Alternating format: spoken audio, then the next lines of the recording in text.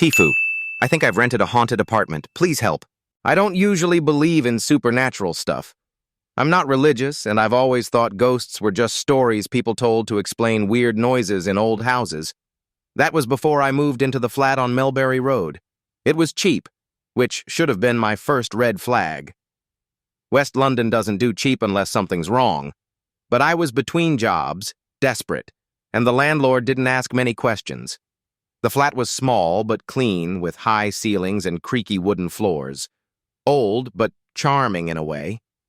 The only thing that struck me as odd was the bedroom door. It had a deadbolt on the inside. Who locks themselves into a room like that?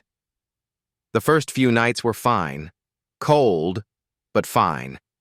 But around the fourth night, I started waking up at exactly 3:17 a.m. every time.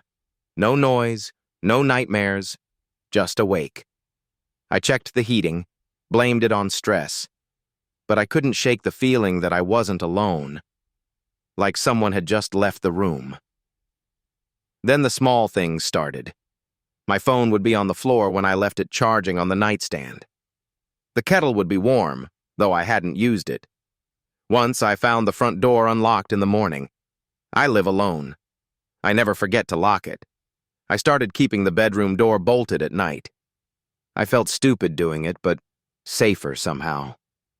One night I woke up to the sound of breathing. Not mine. It was coming from just outside the bedroom door.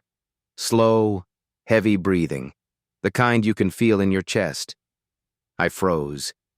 It went on for what felt like hours, then stopped all at once. When I finally opened the door at dawn, no one was there.